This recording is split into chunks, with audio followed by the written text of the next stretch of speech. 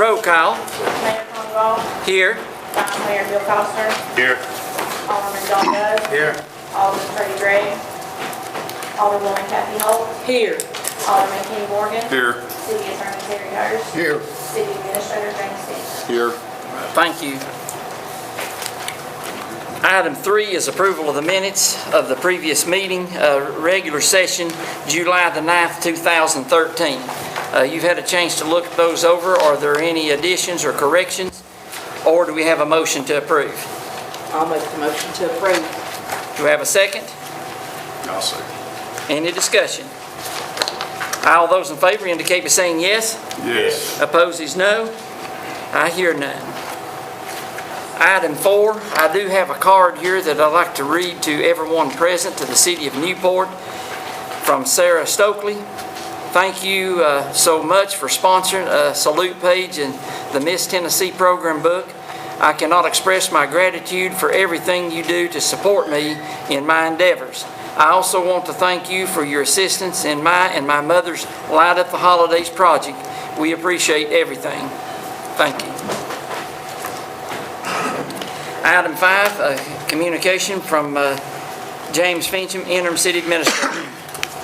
Thank you, Mayor. First of all, I'd like to introduce your newest employee here at City Hall.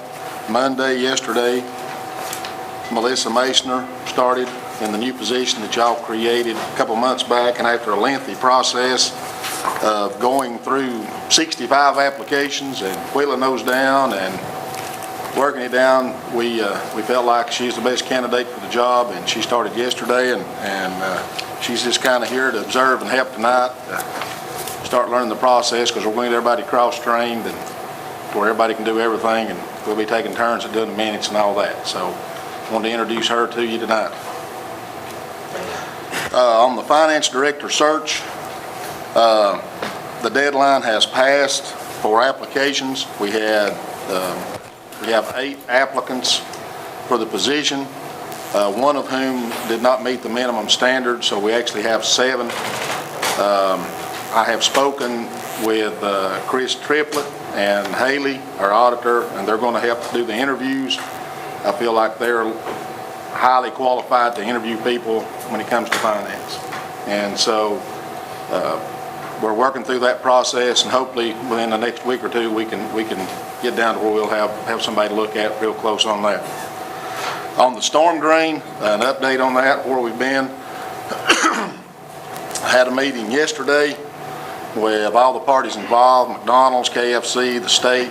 Ben and I met, and they're moving forward.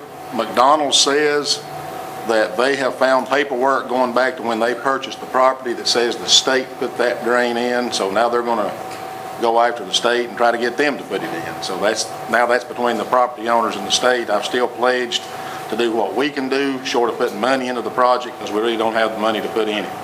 But I told them anything that we can do with time that we will do, and that's kind of the site preparation, removing of trees and debris and clearing the site to where it can be dug out and those kinds of things, because in the bidding process, the cost of that ranged from $2,000 to $3,200. So that would be that much we could do for them that only costs us time and would get some of the cost off of them. Of course, they're still of the mindset, especially the KFC gentleman, that we should chuck in more money.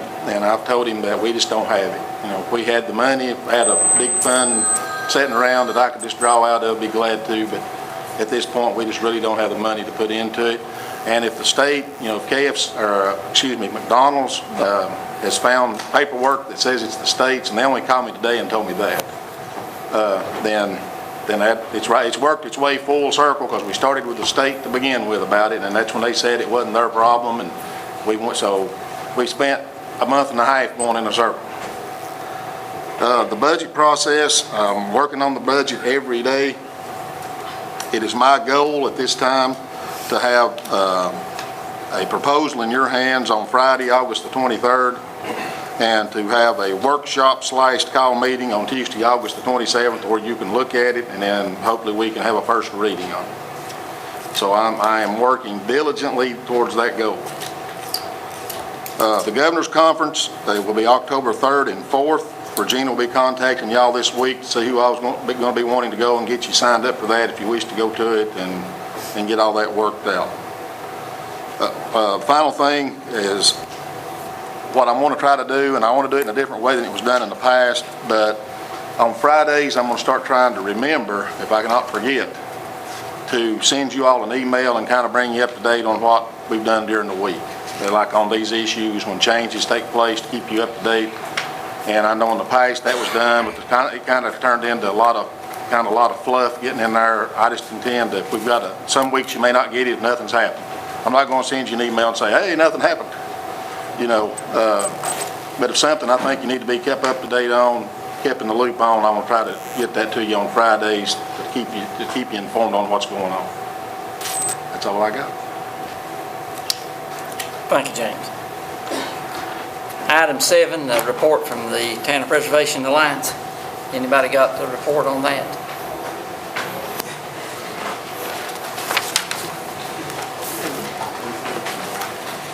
Good evening. Not a whole lot to report this time. We haven't met in the last 5 or 6 weeks, primarily because of vacations. Summertime is always a busy time. But we're still fairly active as a group. As most of you know, this past week, the Tennessee Picnic Membership Drive was held. We had several events during the course of the week, and at each of those events, we did actively pursue membership in the Alliance to preserve the Tanner Building. That membership drive has yielded pretty good results. There were a lot of folks in town.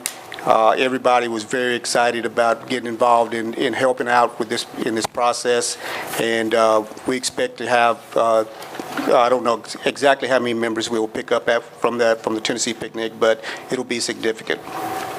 We also have a newsletter that I think Ms. Moscato wants to hand out to the council members. She'll give that to you. Oh, you already give it to them? Okay. You guys can peruse that at your leisure. One of the things we've been told we need to do in our fundraising efforts, especially if we want to hold any events in or around the property, is we've got to get an application for liability insurance, and we're in the process of doing that. A lot of the fundraising activities we have planned or that are in the planning process we hope to hold somewhere around the property. We have several things that we're working on to try to do, but until we get this liability insurance issue put to bed, we won't do anything. We also would like to request to be put on the agenda for the next workshop. We've been told also that in order to apply for a lot of the grants and things that we're in process of doing, we're going to need a letter of support from the council or the city of Newport to do those kinds of things. We don't know what the process is. We've got some examples from other cities that have done similar things, and we'd like to see if we couldn't get someone to take a look at that and let us know if the council would be willing to help us out with a letter of support. And just basically saying that we are a recognized affiliate and that what we're trying to do. The last thing I have is the National Preservation Conference is going to be held at the end of October, October 29th to the 2nd of November. I do plan to attend. Made several contacts within the National Preservation Conference, and I expect to go to some of the workshops to see exactly what kind of activities have to take place in order to preserve a building like Tanner. But hopefully I can bring back some good information and some good contacts to help us out with grants and those kind of things from that conference. That's all I have. Kathy, do you have anything you'd like to add? No. Okay. Any questions from council? Would we make sure we get that on the workshop agenda for next month? Okay. Thank you. Thank you. Under old business, item A, is consideration of second reading of ordinance 2013-13, the Newport Grammar School budget amendment. Do we have a motion to approve that on the second reading? And Mayor, if I might read the caption of that ordinance into the record before we vote on it. It's ordinance number 2013-13, an ordinance to amend the Newport City School System's budget for the fiscal year beginning July 1, 2012 and ending June 30th, 2013. Thank you, Terry. Do we have a motion to approve? I'll make that motion. Do we have a second? I'll second. Any discussion? All those in favor indicate by saying yes. Yes. Opposed is no. I hear none. Item B is consideration of second reading of ordinance 2013-14, Newport Grammar School budget for fiscal year July 1st through 2013 through June the 30th, 2014. And Mayor, that's ordinance number 2013-14, an ordinance for the city of Newport adopting the annual budget for Newport City School System for the fiscal year beginning July 1, 2013 and ending June 30th, 2014. Do we have a motion to approve? I'll make that motion. Do we have a second? I'll second. Any discussion? Is the contribution from the city going to be the same, James, in the preliminary budget? Yes. Thank you. That's all, Mayor. Thank you. Oh, thank you. It's actually bigger. That's what. It's actually going to look bigger, but it's not. It's the same. Okay, we've had a motion and a second. All those in favor indicate by saying yes. Yes. Opposed is no. I hear none. Moving to item 9, new business. Item A is consideration of first reading of ordinance 2013-15 for temporary tents in the city of Newport. And Mayor, I had a meeting today with Mark Robinson and Rebecca Ketchy, who is the advisor to the Newport Planning and Zoning Commission. We were trying to work out exactly what the board wanted to do in that regard. And after discussing the issue with her, and also the chairman of the Planning Commission was there also at the meeting, it was her advice that this issue go in front of the Planning Commission at their next meeting, which is this month, and let them make a recommendation on the issue. Then the issue will come back in front of the council, hopefully at the September meeting, and we can either follow their recommendation or go another direction, whichever the board desires to do. But it would be my recommendation that we not act on anything until this goes in front of the Planning Commission. Everyone okay with that? Thank you, Terry. Item B, consideration of resolution 2013-14, safety grant. Yes, sir, Mayor, that's the grant we apply for each year. It reimburses us $2,000. It's a 50% refund, and we use it pretty much every year now to get 50% back on buying our boots, the steel-toe boots that the guys wear, parks and streets and sanitation and all them. And actually, we spend about $4,200 a year on boots, and that gives us $2,000 of it back. Okay. Motion to approve? Do we have a second? I'll second. Any discussion? All those in favor indicate by saying yes. Yes. Opposed is no. I hear none. Item C is consideration of resolution 2013-15, TDOT project proposal for Wilton Springs Road to I-40.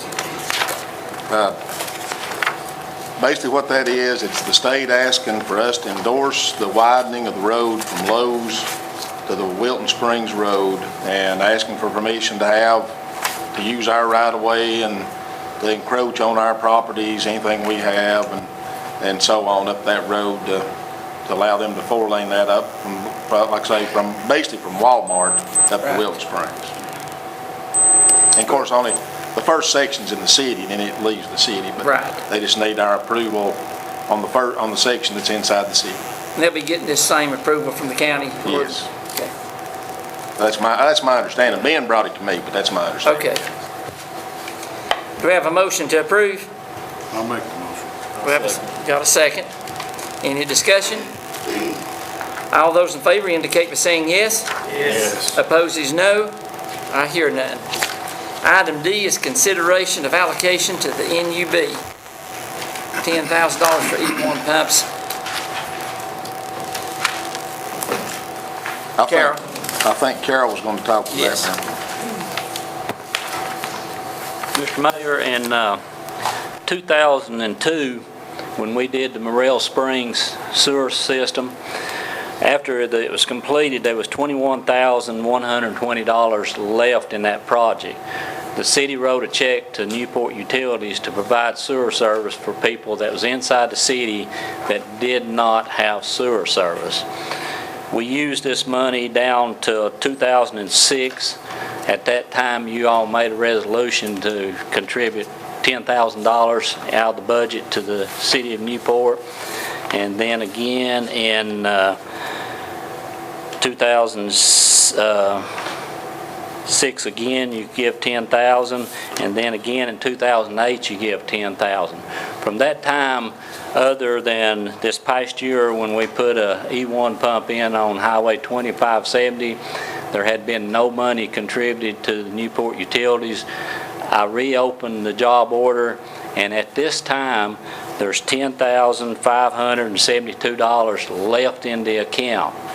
It'd be my recommendation that we use this money. You all make a resolution that next year be $10,000 put in the budget, and if we need it, then it'll be there for next year instead of going ahead and putting another $10,000 in, because we've not used but $2,500 out of the budget since 2008. So I can't see no reason why we should set on your all's $10,000 when we've got $10,000 in the account that we can provide sewer service if anybody needs it. So is that 2014-15 budget or 2013-14? See, we're in the 2013-14. Should be good up to 2014-15. If not, then I can always come back to the council and ask for more money. But like I say, since 2008, we've installed one E1 pump on Highway 2570. So you're saying it don't have to be in the budget that James is working on now? It'll be the next No, fiscal? I'd recommend it be the next fiscal Okay. year. Because like I say, there's no need for us to set on your all's $10,000 because you all need the money just as much as we do. We've got $10,000 in the budget we can work off. For every E1 we put in, the utilities puts $1,000 back into the account. So really, if we put in 4 E1s, which would be $10,000, we're going to put $4,000 back into the account. So it's just a part of our sewer policy that for every residential customer that we put on, we contribute $1,000 back into the account. Council, what's your pleasure? Make a motion to do that. Okay, got a motion, we have a second? I'll say. Any discussion? All those in favor indicate by saying yes. Yes. Opposes no. I hear So none. if I want to make sure I'm clear, sir, I can take that $10,000 back out now? Yeah, Okay. That helps me, Should, yeah. that helps me a lot. The Yeah. one we discussed yeah. for this year? Yeah. Yes, but it'll be. Right, I understand, but I can take that out, because that added to my red ink. Yeah. Thank you. And, you know, of course, if something comes up and we get a rush on people wanting on sewer, then I'll come back to the council and we'll proceed from there. But now I don't see no reason why you all should go ahead and put another $10,000 into the. But Carol, that's how we've always done. You've always come before us to ask for that money to. Right. I come to you all, even with this $10,000, before I go put one of these in, I come to you all and tell you an address. You either approve it or disapprove it. If you don't approve it, then we don't put it in. Right. Thank you. Good news, thank you. Item E is consideration of continuing with the roadscape grant.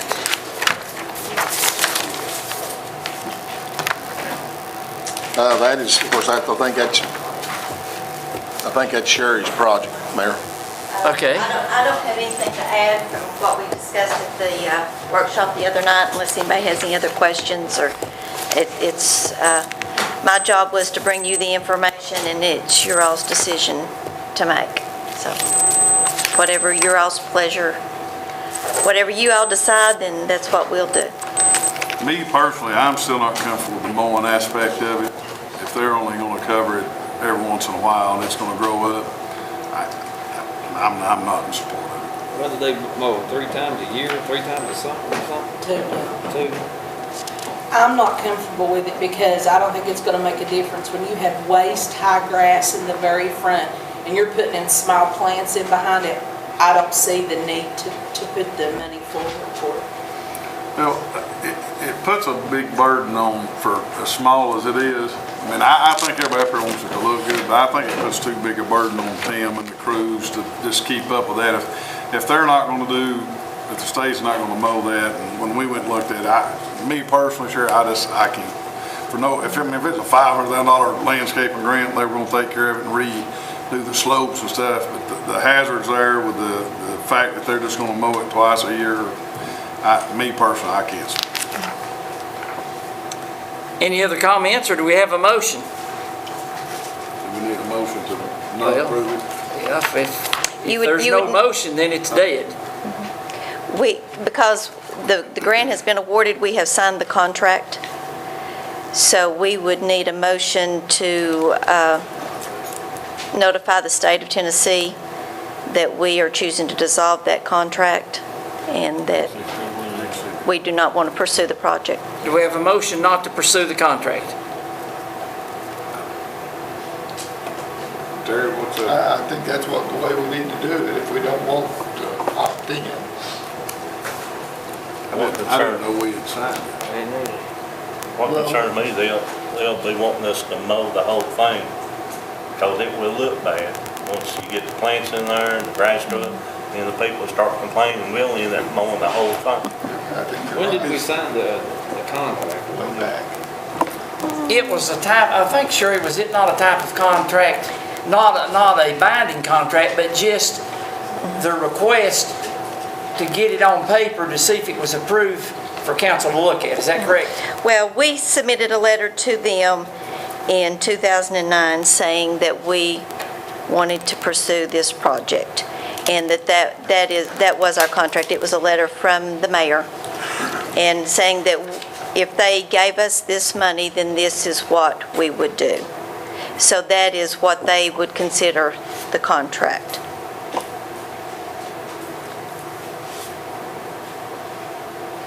Did we have a motion? I'll make a motion that we don't accept the grant, contract, whatever it's defined as. Okay. My second. Got a motion and a second. Any discussion? All those in favor indicate by saying yes. Yes. Opposes no. I hear none. Item F is consideration of signalization options for downtown Newport. This is something that I've been working on for many years, and it started out, all I requested was a left turn signal at the men's den. So it actually done better with the light down. But then the state comes along and does the project that we see downtown, which is a federal, it's law that lights must go up according to what they've put up. Okay, we got those up. Then we had all kinds of traffic problems on North Street, especially in the morning and in the afternoon as well. But I requested that they look at timing those lights and putting up some signage that would indicate to oncoming traffic that they could turn right on red, because this is where everything's bottlenecking up. And the first time they placed it, they got them up, they actually had the straight lane marked the left turn only. And then we had traffic, everybody saw how that traffic was going. So I requested that they come back and look at that and time the lights downtown Newport, east and west, Broadway and Main Street, longer so traffic flow could get through better. Everybody lives here, been here a long time, knows it goes better longer that you got green. So, and I also requested that they take out the concrete thing they put in. They can't take it out because it's federally mandated. This is the way it has to be done or you don't get it done. I made another request, could we put the red light up at Mims Hotel? No, we don't have the authority to do that. The only light in Newport, downtown Newport, that we're responsible for is the light here where Menace Drug used to be at the depot. Every light that we've got down here is now on the state highway. They make the calls. Now, the traffic survey and study that they've done, it's not a requirement that we do either option 1 or option 2. But if council decides to do them, they have to do one or the other or do nothing. And of course, the new study required the removal at Jefferson. Is that the correct street, Jefferson? To remove that, I asked Nathan Batter, I said, can we not have a new light put up there that meets the standards? And he said no. It's either by what the state has got or nothing. And of course, the new study was going to, Steve, you might help me with option 1. Option 1 would be to take that light out, put a new set of double signals at the library on, what's the name of that street? Bayer Avenue. And I asked about a crosswalk. Okay, go ahead. And a new set of lights? At the bank. Mims Avenue. And I asked about, like the red light at Mims. No, we can't do that, but we can, as the city of Newport, paint our own crosswalk. The state will provide us signs that indicates pedestrian crossing, but it doesn't guarantee the safety of the people walking across. There would be no lights of any kind. That's all they've approved us to do. So what this is on the agenda for is if council wants to go with option 1 or option 2. Option 2, Steve, tell it takes the parking off. Option 2, you would lose your on-street parking between Mims Avenue and Bear Avenue because it would put in a center turn lane for that section of road. Okay. Which would be at the Mims Hotel, and, well, you can't turn on Court Avenue because that's one way coming the other way, so. Yes, sir. Okay. So that's the 2 options you've got. We can leave it like it is and do nothing, or we can pick option 1, option 2 that the state has requested. Now, with that in mind, if we want to change the signal pattern, once the lights are put up, it's our responsibility to change the pattern, the timing, anything done to the red lights.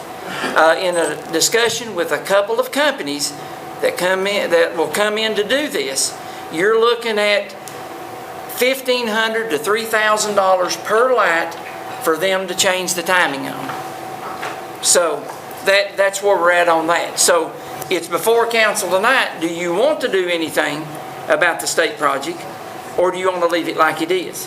What was the reason behind taking the one down in Jefferson? I can't. Not enough traffic. Not enough traffic.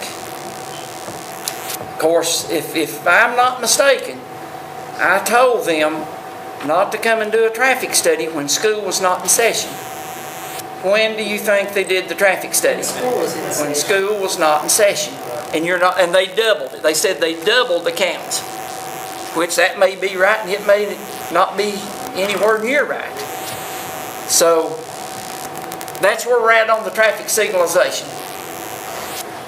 Could we, or an engineer, come in, Progression, I don't know Randy, his brother works for Progression, come in and see if they can somehow extend the timing on that light. The light at James and the bank and Bear all runs off a timer.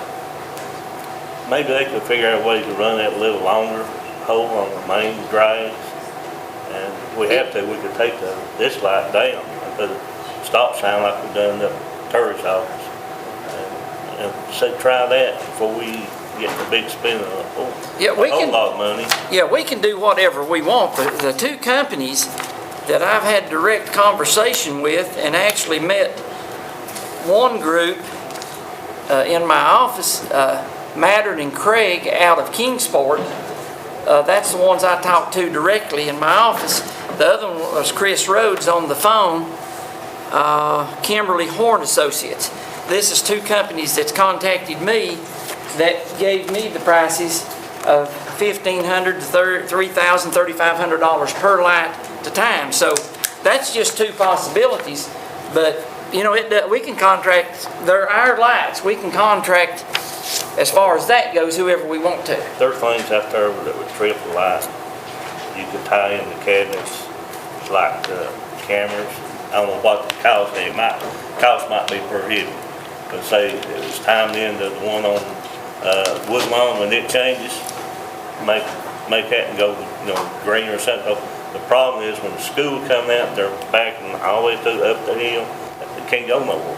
But if we had something that would coordinate that light, which, you know, it could be from the cabinets right there behind the nice light. I believe just get somebody to know what they're doing, they could figure out some way to know. I don't know what the cost would be. It might be prohibitive. Again, we could, before we do something drastic, we could maybe see if we've got other options. Is there not an engineer that works for NUB that could do that? No, Is there? not that. Not that can do the work, no. No, That could do the timing? There's nobody there that could do that. no. Now, this is a lot more complicated system than what it used to be. When we just had single lights, I think we had some people that could kind of fiddle around with that and get I them used to. to work on But those it. older The lights- three others used to work on it. Those older lights are still on the old system. But they got new update in the box. They're on the old thing, but they're on the solid state.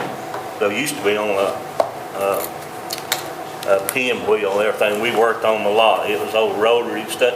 They got update indicated, but they're always update. Right. But it's pretty new. I mean, it's, I guess, 10, 15 years old now. But it's a possibility. You just have to get with the traffic engineers, and Randy's brother works with progression. They would know somebody, and they might be able to do. They might have their engineer. They will come in and do something like that. I just worked with him a little bit on right before I retired, but Gresham does about everything in East Tennessee, don't you, Randy? Airport. Yeah, I see them in Sevierville. I read an article in Sevierville. They're working on their traffic signals all the time. They're getting where they can change one end. They all signals will send out, like I'm talking about, camera, microwave signals, where they're all coordinating all the way through Sevierville. That's what they're working on now. I just read that in an article in the Sunday paper. Mayor, is that money that was to be allocated to be spent on these improvements, is it available to do the kind of things built on? The money can only be spent on one of the two options. Where is that money coming from? Safety money that the TDOT. TDOT has access to. And it was an amount of 300? They're right at 300, 270, 280, I believe is what that was going to cost. You have a lot of concerned business people here tonight. Do we have a I think motion everybody up here to got a even phone call today, attempt so- to approve? Is there a motion to approve a state plan? Not for me. If there's no motion, then it dies for lack of a motion, and we continue as we are. Can we continue that, or can we see if there's a better way of talking to some engineer? Sure. If we don't do anything, if there's no motion to approve the state plan, then that's dead in the water, and then we do whatever we want to do. Now, we can do the crosswalk, which I would suggest we do, since we're not allowed to put a red light up. So, is there a motion? Okay, then that item is dead for lack of a motion. Can I tag on? Well, I do want to say this.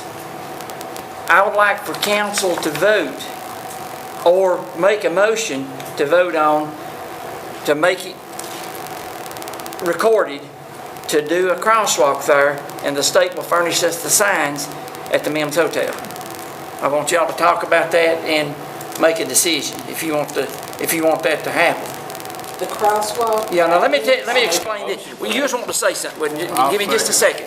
There is the crosswalk at Conagra. The state did that. They okayed that, which was probably, they shouldn't have done it. But somebody got hurt.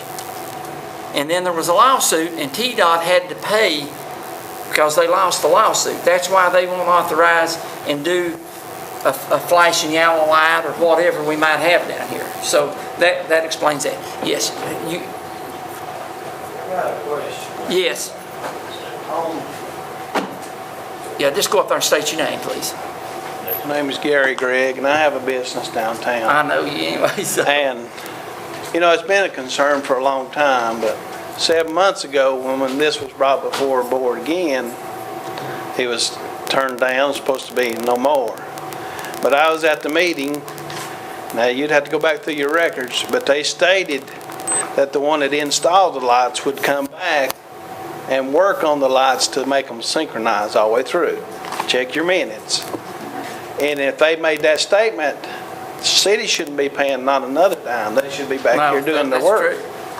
Now, that was in the last meeting. And that's been how long ago? That was in January. January. I mean, I'm a person, I believe if you tell somebody something, you're supposed to stand by. And then taking down that light's going to destroy a lot of business downtown. Well, it's not going to happen. Well, It's there. well, we appreciate that. And we're a small town, and we need to take care of small town people. So Okay, that's what we're up thank here you. for. Yes, sir. I'm a cross-country runner at Clark County High School, and when I run through town... Can you come up here and state your name so we can get it recorded? Thank you. Hello, I'm Colin White. I run cross-country at the Clark County High School, and when I'm running through town, the crosswalk lights never change, so I'm never sure exactly when to run through the street. And I was wondering if there's something being done about that, or... They only change if you push the button. Okay. That's the only way they're activated. Thank you. You're welcome. Okay, what's your pleasure on the crosswalk so we can put that issue aside? Okay. Any discussion? All those in favor indicate by saying yes. Yes. Opposed is no. I hear none. Now, Bill, can they just come in and look at it? I'll turn this over to James. All he has to do, get with Randy, or they can call progression, and that's progression, please, anyway. And I believe what you brought up, Scott was here then, we was told at that time they would come in and coordinate. They can't coordinate it. They didn't know all the details. So this way, they know what they're working with. We might not be able to do a thing, but they might be able to extend it or give us a price on upgrades some things and make it work. That's just something we'll have to investigate, because this is like thrown on us last week. And We didn't and I request promised- this and I was state going to problem. tell you we wouldn't bring this back up, but I was sitting here that night, and I'm sorry, but hopefully we get this averted. What do you think? It's my understanding that this wasn't something we requested. The state was working on this on their own, and they brought this to us and said, here is something we can do for you if you choose to do it. And the way I understand it now, I've not been involved in the whole process from the beginning, but I didn't go to make it to the meeting that day. The mayor was there and Steve was there, but the way it was relayed to me was this is something, like Connie said, we had talked to them in the past, and then they just, because Connie told me after the meeting that if he had known it was that big a deal, you know, I could have been there. I could have had a doctor's appointment, and I could have canceled that to go. But he said, we're just going to talk about red lights. And he said when he got there, it was a much bigger deal than what he had anticipated it being. And they brought out this right here saying, This is the red light stuff. Here's our, we'll do one of these two for you, and we'll do it free of charge, but you got to do one of these or we won't do it for you. And so, the way it was put to me was we didn't request that they do all this. They took it upon themselves or misunderstood what the mayor had said to them and did that. And that's how it ended up being brought back to us. The state brought this to us. We didn't go to the state. And so, it's hard, certainly like what the council has said, we absolutely want to support downtown businesses. We have to. That's our lifeblood. But when the state comes to you and said, here's a $300,000 project, we'll do for you at no cost, you got to at least discuss it. And so that's kind of where we are now. It wasn't like anybody trying to renege on a promise they made. It was something the state brought to the table and said, hey, we'll do it for you. It's nearly $300,000 of free money. And so you got to at least come in here and talk about it. And so I don't want you to get the wrong idea that somebody tried to kind of backdoor a deal after what the council had said earlier. The council didn't ask this to be brought back up. The state brought this to the table. It's the way I understand it now. I wasn't there, but now that's how I understand it. I talked to them today, and they explained that they were approached by Hershey. And they went through all the details, and then they told me it was still laid upon the council. Some of the council was saying it was laid upon the state. That's why I called. I wanted to see what they had to say. But this was settled when you said what you said a while ago. Right. I need my life. That's what I'm here for. And this started with just a request to relieve the pressure through downtown Newport and to get the traffic where it backs up on North Street. So we've been through, three mayors this has happened for. Well, the only light we needed was a turn signal at the men's den. We didn't need all this other new stuff. But they're required to do what they got to do, so we just won't ask for nothing else. We're just asking for that $300,000 money to fix that highway over there. good luck. Yeah. Okay. If it's part of the safety grant, that looks awful safe to me over there. I don't know. While we're on red lights, let me just update you on a couple. I had another talk with Nathan today concerning the work that's going on at exit 432. The off-ramp and red light should be up and going at Clevenger Cutoff within about 3 months, give or take. And I even talked to the contractors that's going to put the red lights up, but that should be going. They are looking and will fund, if everything gets worked out, a temporary red light at 411 in case we have traffic problems with the interstate bridge construction that's going on. So that kind of sounded positive. Now, I'll get rid of a rumor now concerning the Carson Springs Road being routed west of the Easy Stop Exxon and connecting with a red light on Mariner Drive. That's not anywhere near in any plans.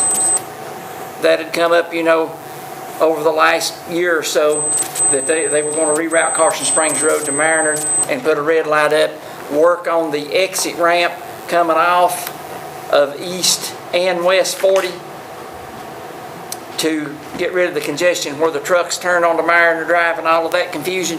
That's not even being discussed. The left eastbound exit, it'll be years before that's done away with.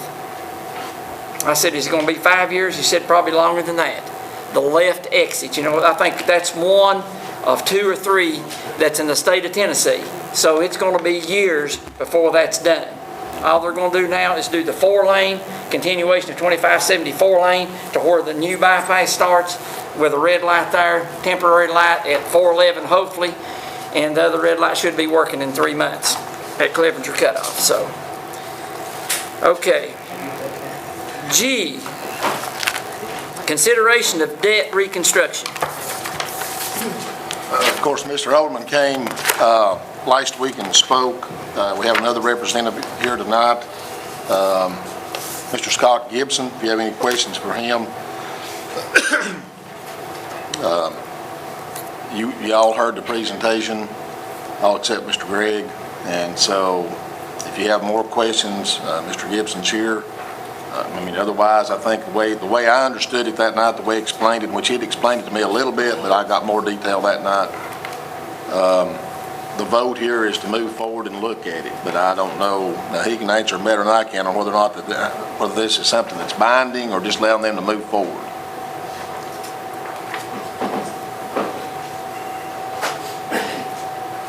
when, again, just to reassert the way this came about, when we were at the very beginning, when I first came in and we were looking at the other bond program we were looking at, the 5.5 million, he just brought up during those conversations, Mr. Overman, that he had mentioned earlier about the need for us to consolidate some of our debt out of variable rate loans and into a fixed rate loan. And of course, I'm no financier, but I did do my mortgage that way on my home, and that's pretty well a common thing that people do with debt. Now, of course, bonds, as he explained last week, is a kind of a different animal. And so I just felt like, just like I asked you last month at the workshop, was that something y'all would be interested in learning more about? And that's where we are, and that's where we got last week, and then we're at the next step now, if I understand it correctly. Now, he can explain it better than I can. I am Scott Gibson with Cummins Securities Company out of Knoxville, and I'm here to answer those questions tonight. Let the train pass.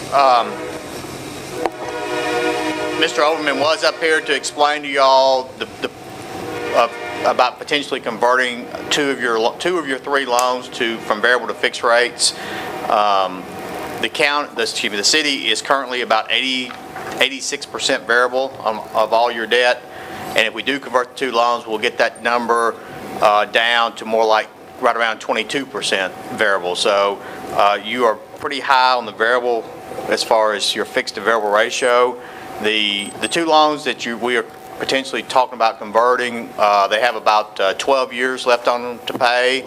And so because they are fairly short and not that much time left, you can lock in a fixed interest rate of less than 2.75 in today's market. We're probably somewhere between 250, 275. Those bonds would be sold at competitive public sale, and whatever the lowest rate bid would be the winner. That's a pretty good rate. That rate would be locked in, and of course, if you don't do that, you're in variable now. You are paying some pretty attractive rates, but I think everyone in this room will agree that at some point those rates are going to go up. The Fed has stated they're going to start raising interest rates at some point in the future. It may be sometime next year or into 2015, but when the Fed starts to raise rates, you're going to see your variable rates go up. So now's the time to potentially consider, locking in a fixed rate. The newest loan that y'all took out in 2012, we're not proposing that we refinance it. It actually goes out longer. And having some variable rate debt, there's not necessarily anything wrong with that. But having 85% plus of all your debt variable could be a potential problem, because if rates do go up, you're going to have interest on all that large amount of debt go up, and your budgets could be impacted. The process to do this, tonight we're here to ask you to approve moving forward. The next step after that would be our firm would file with the state a refunding plan, and the state would have 15 days to report back on that plan, and you will get a copy of the report back stating, basically outlining what we're proposing and the costs and all that. And then that would happen within the next month, and if we vote to move forward tonight, I will have lawyers draft up resolutions for your consideration at next month's meeting, or sometime in September, to implement the plan if that's what y'all want to do. So actually tonight is not necessarily a commitment to do it, but it is a strong indication that you're willing to move forward, so that and ask us to put quite a bit of work in to get prepared to consider that. So that's kind of where we are. What two loans are we talking about? The two loans are, there was a $6 million loan done in 2000, which you got $3,786,000 left to pay. And there was a $1 million loan done in 2005, which you got $681,000 left to pay. So we're right at approximately $5 million left on those two loans. And I think one of the questions CL had told me, a couple of the councils or members were concerned about this year's budget. And I told Mr. Fincham before the meeting, and and I think CL had talked to him on the phone, that we can, whatever y'all put in the budget for this year, we can make the refunding numbers hit that number. So if you're going to budget $350,000 for those two particular loans, if we do redo the debt, we will make sure that this year's payment is $350,000 or approximately that, so that we don't impact this year's budget. So we can accommodate that part. So. If I can ask one question. Okay. Y'all charge 0.5% interest, right, to read? No, our typical fee for doing something like this would be 0.5% of the new par amount, a one-time upfront fee. So One time, it's not over life? no, not over life. So just one time. So on a $5 million transaction, our fee, financial advisory fee, would be if we do charge 1% it would be like $25,000 to help y'all do that. So that's what that is. So it's up to about 3%. No.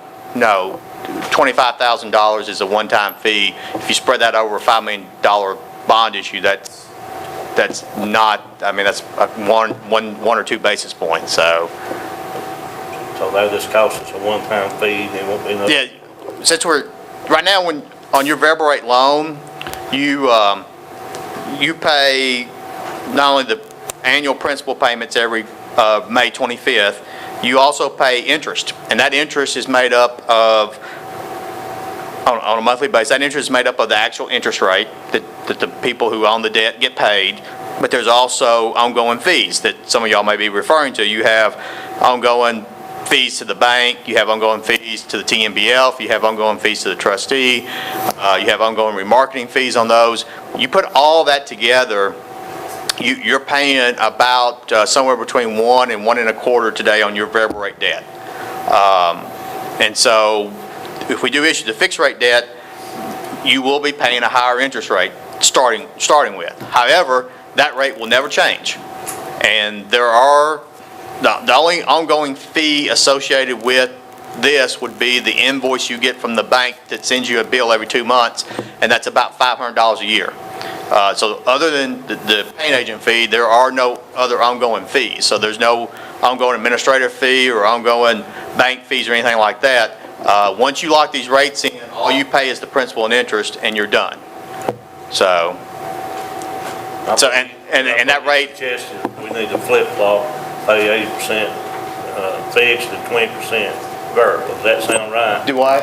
He recommended 80% fixed rate and 20% variable. Right now, we're the opposite. You are the opposite now. You are actually you're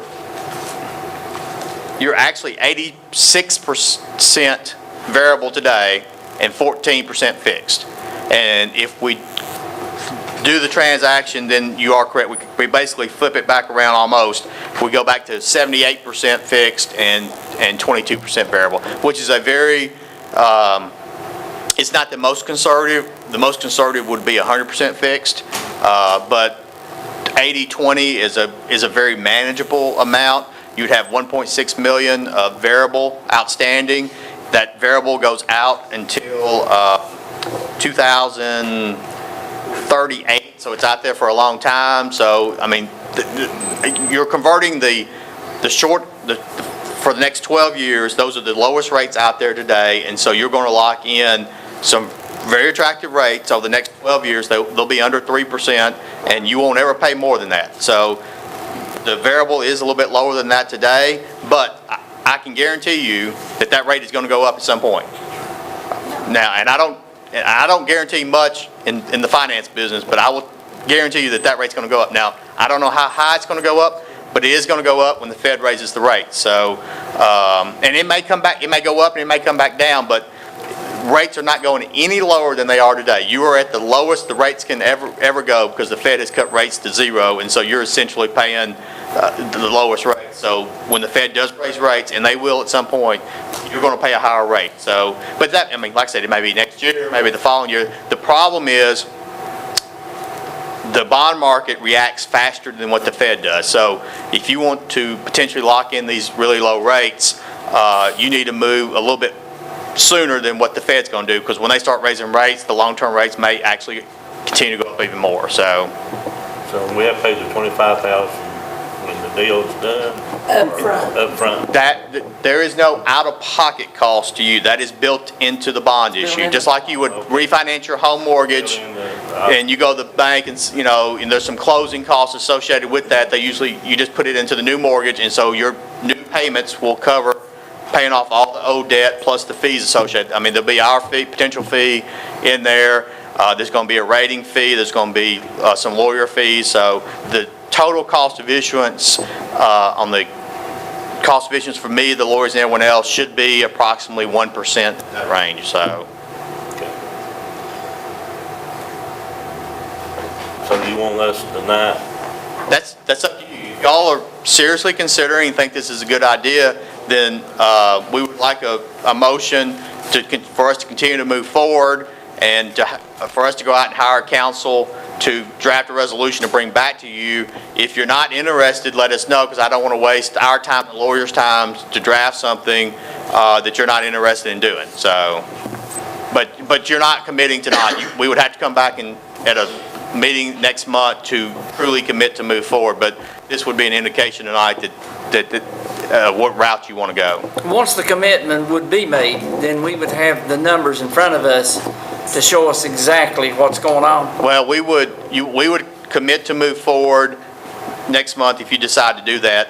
I can give you a projection of where rates are next month.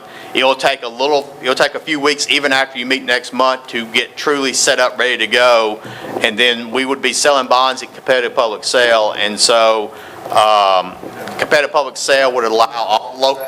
No, but it would be something Yeah. to look at. Competitive public sale would allow all the local banks to bid on the note or the bonds and all other firms across the state, and I can give you a range, but because the way competitive public sale works, I have to stick something out there, and then those institutions have a few days to look at it and get something back. I can't guarantee you what that rate is. So we can look at doing the sale a different way where we have a little more control, but y'all tell me. I would assume you would like for all the local institutions and all to have a chance to potentially bid on it. That's what you want to do, and that would be your call. If you want me to find you an institution and basically do a negotiated deal where we kind of we'll have a little more control of the timing, we can look at doing that too. What's your pleasure, counsel? Well, it's like when we first talked about it, just me, my personal opinion as a novice in finance, it's a gamble. You're gambling either way you go. If you stick with your variable rate, you're going to gamble that the rates are not going to go up higher than what the fixed rate would be. Right now, you're paying, like he said, between 1 and 1.25%. They're looking at a 2.5 to 2.75. That's larger than what you're paying now. If the rates go above 2.75 down the road, then you made a good move and you've saved money because you've locked that in at that point. If they don't go above that point in the next 12 years, then you lost money. You gambled and you lost. So it's a gamble, and that's and I don't know what to tell you other than that's why I wanted to put it in front of you, because it was brought to me, and I thought it was something worth looking into on your part. Like I say, on myself, I went from a fixed rate on my home, or from a variable rate to a fixed rate, because the rates were so low, and I felt like that my gamble was going to be that they were going to go up above what I locked mine in at. And but we all know that a government entity and a home loan is two entirely different Sure, things. absolutely. And I'm just saying that, that's what I know about it. And I don't, this kind of bonds and that, I'm not a finance person. Stocks and bonds, I don't think that money is that secure, not this day and time. It is nothing but a gamble. We could go to the bank and fix the rate in just the same as he's wanting to invest. If they're willing to do the money. Well, let's back up. To a certain extent, what you said is correct. I think gamble is a strong word because, yes, the logic is correct, but you're also potentially a fixed rate gives you a guaranteed payment going forward, and you know what that payment is, so you can hit that budget. If you have a variable rate, you are correct. You could actually pay less, you could pay more than that fixed rate, but the problem with a variable rate is if it jumps up in one budget year, you could actually blow your budget. So it's not just a gamble plus or minus on money, it's also how you manage your budget and cash flows and all that. The other issue is our firm is not actually buying and selling the bonds. I am here to represent you as your financial advisor, and a competitive public sale, as the councilwoman said, you could go to the bank. Well, what we're proposing to do is actually send out proposals to not only all the local banks, but all the institutions across the state and in New York and everywhere, and get the best bid back. So it's not my firm that is actually buying and selling the debt. My firm is helping you put a proposal out and receive bids in and to get the lowest rate. So not only would the local banks have an opportunity, but for example, the Tennessee Municipal Bond Fund or the firms out of Memphis that do buy and sell bonds, the firms out of New York and across the country. So So tell the council what you're soliciting business for your county. I am here to represent you as your financial advisor, and we have done that in the past, and we would, if you don't want to move forward, that's fine. This is an opportunity for y'all to make a decision whether you want to basically put all your eggs in the variable rate basket to a large extent and hope rates stay lower. And if they do go up, then your budget will be impacted. Or do you want to take the opportunity and lock in some really good, attractive fixed rates, and those rates will be locked in. They will never go up. They could actually go down if we have the opportunity to refinance them again in the future if rates stay low. But that being said, it's really a philosophy. Do we want to go more conservative because we know rates are going to go up at some point, or do we want to continue to stay in variable and hope rates stay down? And if they do go up, then we'll just have to find the money in our budget and cut something to pay the bill. I mean, that's kind of the situation there.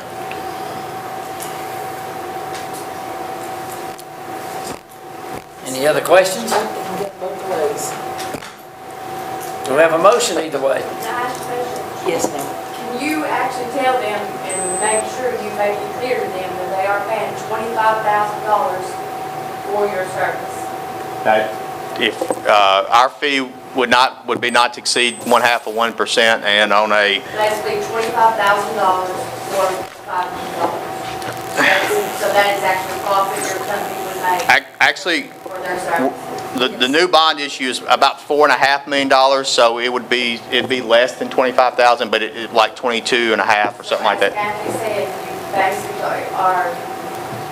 you actually in the bond fund up front will cost them they're going to have to pay $25,000. You actually are what we call a soliciting for their business. You are going to profit, but even though you're their financial advisor, that's what you're going to get paid for when they already really happen. I will get paid if they move forward and we close the bond issue. The 2.75 or less rate includes those payments in there. So that is not on top of that payment. What we are quoting is those fees and stuff are built into that. Not only my fee, but the lawyer's fees. What we have to make it clear to them that when any type of refinance, there is fees involved. Right now, if they leave it as is, no fees involved. That is not true. As we discussed, with the variable rate loan, they are paying a fee every month to various institutions to keep that variable rate loan outstanding. So there's fees involved regardless of which way. If they stay in the variable, they will continue to pay fees. If they go to fixed, there is variable has a fees on every month as long as the loan is outstanding. The fixed rate has a one-time fee up front, and then other than the annual invoice from the bank of about $500, there are no further fees going forward with the fixed rate issue. Yes. I work as a financial advisor, and we get paid to advise people across the state. And if you don't want to do something, that's fine. I'm here to do what y'all want to do. So, do y'all want to do anything? We've been doing this since 1931. So, do we have a motion to move forward? If we don't, then it'll die and it'll be over. Are the other company besides Cumberland Securities in the business? Yes.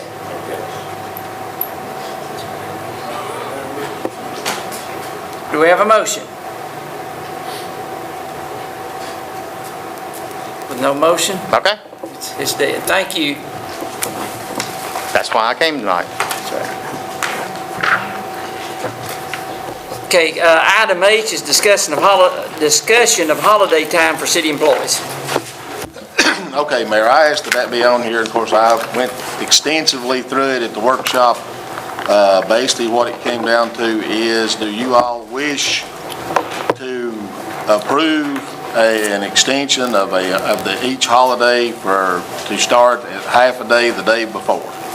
Because that was what we were down to, is where that was being done, and it had never been approved. And it's my position that it needs to be approved if we're going to do it.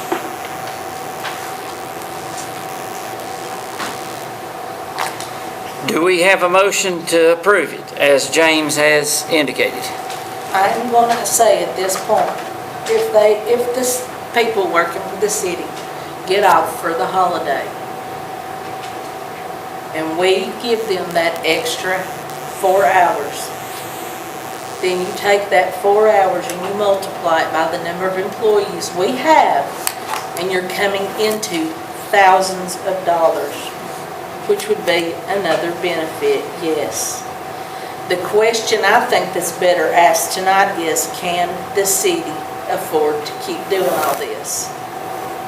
And even if we can, if they've got the holiday off, I think that that's good.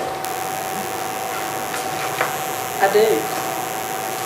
Well, this was something that I inherited when I came in. And of course, as soon as I got close to the holiday, people started calling saying, are we closing a half a day the day before? And I know you all got calls about it from the employees wanting to know. And the indication that I'd had with some of the conversations with y'all was that you want everybody to be treated fair, and the only way you can do it fair is either all or none. I mean, that's the only fair way you can do it. And I don't want that choice to be mine. It's a benefit that needs to be approved if we're going to do it. And if not, then I don't see how, we can't do it if it's not approved. I mean, that's how I see it. Is it in the policy and procedures book? No, ma'am. Thank you. It's something that was done arbitrarily without approval. But it is in there somewhere that the only person that can close the place down early is the mayor. I'm not sure. Don't lay this on me. Thought they called you. I think. No, here's, we discussed it at the workshop. I think you're right. But I was called under the previous administration more than once, every time a holiday would come up. And the question I had for the previous administration was, is everybody getting the same benefit down the line? And I was told, yes. No, So- that wasn't true. Well, I've started making a motion, this makes number 3 times. Okay. My motion is stop it. We can't afford it. Okay, we got a motion to stop it. Do we have a second to the motion? I'd like to ask one question. Yes, sir. How's the firemen and the people on 24-hour or 12-hour shifts, what we do for the firemen and the police department? The only thing, when the mayor and I, when the July 4th holiday came up, and everybody started calling y'all, saying that they're getting it and I'm not, and it's not fair, and then I was called by several members and asked to make it fair, that it wasn't fair the way it was being done. The mayor and I sat down and had a long conversation about it, and the only thing we could come up with to make it fair was that everybody got 4 hours one way or another. Either because the people that weren't working that day was complaining to y'all that they weren't being treated fairly, because if you wasn't working that day, you didn't get anything.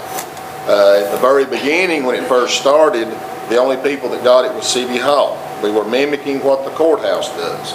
The courthouse closes its doors at noon the day before, and we started mimicking that here. But when word started spreading, it started growing. And so, I want to say something about Yes, the sir. courthouse.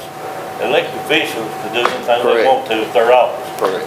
If they want to close the whole courthouse, they can. But here, this is you're not elected, you're appointed. Right, and that's my point. I don't have the authority to do that. That You is don't have exactly, authority. yes, sir. And I believe what Freddie says, the He does. mayor is the only person, he controls City Hall. City Hall. And I believe you're right, because I've read the And that is statutes exactly on my point. I don't want that being on me. I don't have the authority to do And I it. don't know where we've got the right to sit here and vote if we've got it already in black and white that it's his decision. It's his city. But that's the closed city hall. What I'm talking about is giving everybody 4 hours. That's what I'm talking about. Well, you wouldn't have nothing problem, because we give them holiday. I just wonder what we've done for the policemen and firemen. Did they get paid their extra? The July 4th, they got 4 hours. Yeah. That's Was the that first pay or time. comp time? Comp time. Oh, Well, extra vacation time. You can't give them comp time. That's not legal. Because that's compensatory time for overtime work. Because you and I had that conversation. You can't give them comp time because it would be unearned compensatory time, and that ain't legal. And that was my comment. I can't do that. And what we came up with was 4 hours of vacation time that they could utilize at a later time. And I told the mayor then, and again, I'm repeating myself from what I went round and round about at the workshop. I told the mayor I'd make that play one time. It was my feelings I did not have the authority to grant that, but to try to make everybody's concerns go away where the employees were coming to y'all and griping. That's the only solution he and I could come up with, a one-time deal. And I told him, before the next holiday, I'm putting it in your laps. And that's what I did at the workshop. Now, if you all say approve it, I'll do it. But if you don't, then it's not approved. And that's the only way I know, because just like you're saying right now, I don't have the authority to do that. But but the previous administration did it. And then when I come in, I was expected to continue doing it by the employees and others. And I just said, nope. And so that's why I'm putting it in your lap. If you want me to do it, I'll carry out your wishes. If you don't want me to do it, it stops. Well, the previous administration did have to do a lot of playing around, so with that being said, I'm up with John. Did he make a motion? He made a motion. Kathy, did you I'll say? second. Any other discussion? All those in favor indicate by saying yes. Yes. Opposed is no. No. I hear no. Well, I did hear one. Huh? Roll call. Do it roll call. No, make that motion again, what John. Okay, say it, Johnny. I make a motion that we don't give the 4 hours extra time. My motion is that, the reason I say that, because everybody not been treated fair. I want everybody treated fair. My motion is to stop that 4 hours Unless everybody's treated fair. unless everybody treated fair. Okay. How about the foreman? It's not solving. That's It's not solving. not solid, because have we gonna wait for the police, because they got to work Yeah. the holidays. Do we have a second to that motion? I second. I say stop it. But you can't, you gotta make the allowance for the firemen and the police department, because they work holidays. And that's what we did that's right, and that's what we did on the 4th, because that's who was complaining. Those are the folks that were complaining, and the mayor and I tried to find a solution where everybody got treated fair, and that's all we could come up with. And when he made his motion, that we need to put that in, the set department and police work, or anybody that works 12 hours here. I'm getting kind of lost now myself. The motion's gonna be to do none of it. Right, Johnny? Had nothing to do with the fire department, had nothing to do with the police department. It's gonna be to not do it. Not do it, don't do it. Unless Period. Johnny Ball said do it, but don't do it. Don't call me. I mean, I won't. Well, that's what I keep saying, it's in black and white, that it's his call to do that. And if we're gonna do that, then we need to change the charter. But that's closed city hall. Yeah. And That's the two city- different issues. Just saying, if we're gonna do it, we've got to change the charter to take him off as being the approving authority. Well, actually, it's what, And I see what you're saying, Johnny, but I'm just saying that what James saying is right. The closed city hall, he's got it's his that job. right. But that's it, the closed city hall. But Right. every department in this city falls under City Hall. So we mayor closed City Hall, he closed He street closed them department. all. He's in, So he can shut the whole town down. yep. I'm not gonna do it, so. He can't. Well, I'm shut glad the it's your door. call instead of mine, so you know. James, you'll help me. I did that time, buddy, on your own. Yours, just stop it, and just, they get their 8 hours, well, 8 hours, all they pay, and that's it. Terry, what, you're the lawyer, man, come on. Yeah, Terry, step in here anytime. It's your call, I mean. If you I want don't think it should have ever been done in the first place. Okay, we got a motion and a second. Trying to do like court now. Do a roll call. Vice Mayor Bill Foster, Yes. Alderman John Bud, Yes. Alderman Freddie Gray, No. Alderman Kathy Hope, Yes. 3-1. I'm sorry to have to bring you back, but I didn't know what else to do with it. I mean, because I was getting complaints both ways, and I need a rule one way or the other. Terry, you shouldn't apologize. I did Okay, let's move on to item I. Consent agenda, there's only one item, roadblock, Cock County Navy Junior ROTC, the 28th. Well, that's done happened. Did it. Is that right? Is that the right date?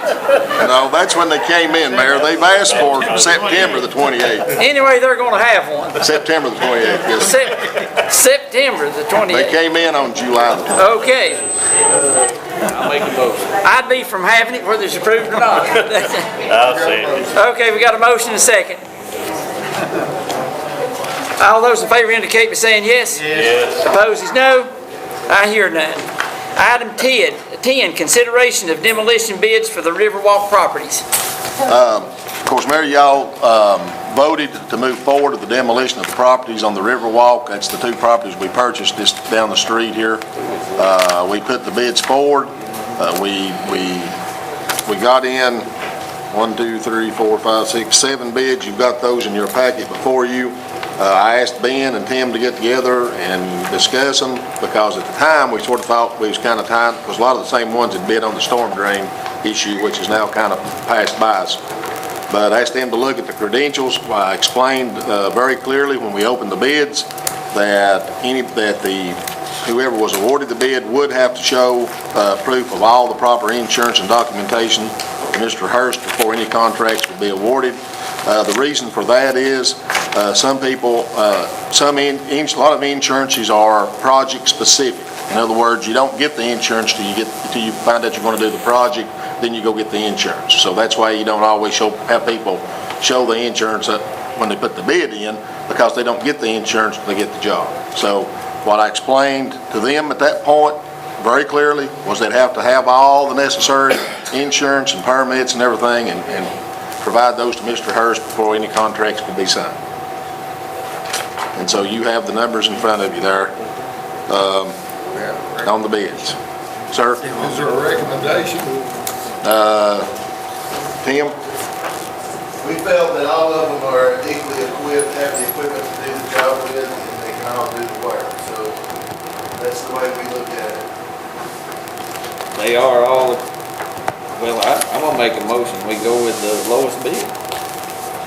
Which would be Casey Construction, Yeah. $8,400. Do we have a second to that motion? Any discussion? Do a roll call, please. Vice Mayor Bill Foster, Yes. Alderman John Bud, Yes.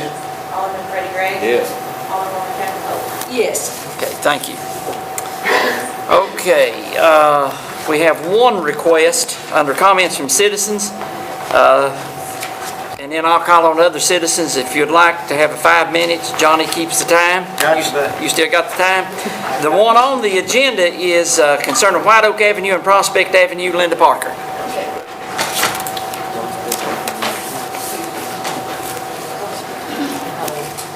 I was asked to present this petition to the city council because of the disrepair of some homes on White Oak, Prospect, and I should have included Holly Street. And the one house in particular is the one that the tornado did significant damage to on White Oak and Holly.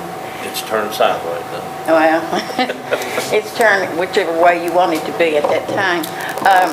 It's really an eyesore, and we've had 2 homes that were burned, or someone committed arson or suspected arson. I don't know who did it or if anyone did it, but those houses need to be torn down or refurbished. I know when I had some problems with one piece of my property, no one had any reservation about talking to me. I don't care where they saw me. I was approached about that. So here's the names if you need to see it. And I don't know what you all have the power to do as far as having that cleaned up. Some of the Hummel property, I'm not sure which address that would fall under. I'm not sure. The house that burned where the gentleman died on Prospect, it's several pieces. I don't mean to itemize them exactly. You're pointing at who? Mark, Oh, okay. he's the code man that. Well, The house that's burned, is it completely destroyed, more or less, or? I would say yes. Okay. But I'm not. No, that's just been recently. The Luther Swaggy property burned on the corner of White Oak and Holly. It has been torn down, landscaped, fenced in and everything. That piece has been taken care of. But there's a piece up the street on Holly that has not. Is it the burnt house, the house that's burned? One of them's burned. Okay. But a lot of this property, some of the property is remnants from the tornado. And the property owners haven't did anything. So they're abandoned? Yeah. So don't talk to me about mine if you're not going to do anything about these anymore. Mark, the house on Duncan Street that we discussed had been burnt. That has been, can this be done the same way? Well, the owner was finally encouraged to take care of it. And after a lot of communication, he finally did. Of course, I had to explain to him that if he didn't do it within a set period of time, that the city was going to enforce it, send him a bill and he took care of it. The Hummel property has been sent certified notice of the same thing. I noticed that half the yard at the Hummel property had already been cleaned, and Ben told me that wasn't his doing. So, I've submitted a list for the area to our city administrator. It's set for, I think, 5 properties, probably 6 properties for the street department. Now, these properties she's talking about in that? Well, there's one additional one I think that she's talking about on Holly Street. I sent notice to the closest relative I could find, and we had a gentleman call, and he may be related, I don't know, but he asked if the house on Holly Street would be torn down and cleaned up by the city, and we could take care of the bill. But, when we submit the bill, it seems like they have a very hard time of reimbursing. But certainly if this petition certainly helps a lot to prove to the property owners that it's not just me picking on them. Do you have a copy of the petition? No. You got one now? Here it is. Do you have a list of the properties, of what the properties No, are? I just had a list of names of concerned citizens that wanted the city to step up to see what they could do to get these properties cleaned up or torn down or whatever. You could give him those addresses about. Oh, yeah. Yeah. This is your copy. Of the properties. Of the properties. Pieces of property. Well, if they're up there, All you have to do is just drive by. yeah, we'll find them. It's not rocket science, just drive by. It's an eyesore, plus it's a safety hazard to the children. It's gonna attract stray animals and whatever. This is what we're concerned about. There is a lot of these kind of properties all around town. We've been actively pursuing them as complaints have come in. Plus, Mark and I have had extensive conversations about the need, and I watch for them. I point them out to him when I spot them, when I'm out and about. I've had him go back, and I've got him doing more moving around, looking at stuff. And we're following back up with problem areas that we get cleaned up. We're going back and making sure they keep it that way where we don't just do it one time. And so it's a major problem all over town that we're working on. And we want to get them all cleaned up as quickly and as best we can. Like Mark said, you know, you've got to jump through all kinds of hoops, finding property owners, sending certified letters and all this before you can legally go on there and do anything, and then try to get your money back where we bill them for what we go on there and do. And we're working on them all the time. It's a big issue all over town. If you come down, I talked to Mark the other day. If you come down Mineral Street from up there at the ambulance service, all the way down through there on the left, nearly every one of those houses are empty and growed up and looking bad. And he and I talked about those the other day. They're all over town, and we're working on them. It's just a process. You got one man that's responsible for that, and plus the other things that he does. And so, but I promise you, we're working on that every day. I was going to comment, Mark's work on it is that right in front of the grammar school, that part. We talked about that the other day, yeah. School starting back in, and that's dangerous. Kids get in there, cut their hands. Yeah, he and Jeremy and I talked about that one the other day. Turn it over as far apart. As charges that he promised he would take care of, and then he gave me another problem to deal with. And that's the one that we're going to look at. It's kind of like the deal with Mrs. Parker. When you go, and I understand the dynamic, but when you go say something to a property owner, they point out every other property owner in town that they know that has an issue. And I understand that. That's human nature. But there's just so many of them. I mean, it's rampant. I mean, there's a lot of them. It's not like there's 2 or 3 in town, and man, we get those 2 or 3 cleaned up and we're in gravy. Well, that's not the case. They're on every street. Well, I'd like to add a caveat to that because I'm on the board of Habitat for Humanity, and I have personally approached some of the property owners or people related to the property owners and asked, would you be willing to donate that to Habitat if you're not going to use it or clean it up? And they still waffle. Yeah, and if you'll recollect, you know, Mr. Morgan even used his summer youth mission workers to go around and help clean up properties. I mean, we've been even trying to think outside the box and ways to get these things cleaned up, and that was ways to do it that was at no cost to anybody.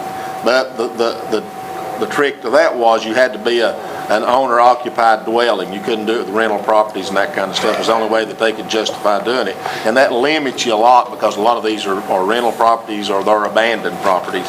In those cases, you can't use that kind of help to clean them up. My last comment is if you're not going to do anything or approach them, don't approach me either, you know, because I have done we'll you can we'll follow up. Me, that's fine, but you need to do it across the board for everybody.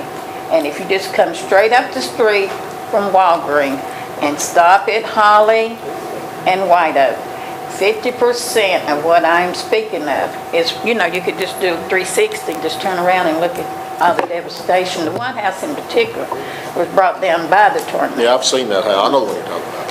So, I'm just a messenger tonight. Okay. Thank you, Linda. Any other comments from citizens? Is it an option to get Mark some help? Is that an option? There's more properties than he can handle. Is that an option? He needs help. He needs help. He can get it, but it's just like Mark. He runs in a stone wall. It's a process you go through. You know, this owner, families died out, and he has to. It's just a process. He just go to the courthouse and move on to. A lot of properties have been foreclosed on by banks. The banks are located in New York or somewhere, and you start calling there, and you can't find a person to talk to because nobody says that they're in charge of that property, and it's an ordeal, especially on a lot of these are foreclosed properties, and you cannot find an owner per se. Did you have a question or wanted to comment? No, I have a quick statement. Okay, sure. And I'll say this respectfully before I say anything. It's just a statement, no questions. It says, council members have been warned in previous and current audits that rising pension obligations will someday seriously compromise Newport's ability to repair and maintain its infrastructure. Respectfully, I would like to ask the council to remember that it is fully accountable to the public in how they are spending taxpayers' money. More responsible management practices, goals, and philosophies need to be implemented. Thank you. Thank you. Yes. The next workshop is the Monday before, the next, city council meeting. That's Labor Day. That's on Tuesday. Tuesday. Labor Day's on Monday. So it'd be that Tuesday. It would be the 3rd. September 3rd will be the workshop, and the 10th will be the meeting. Any other comments? Do we have a motion to adjourn? I made that motion. Thank you.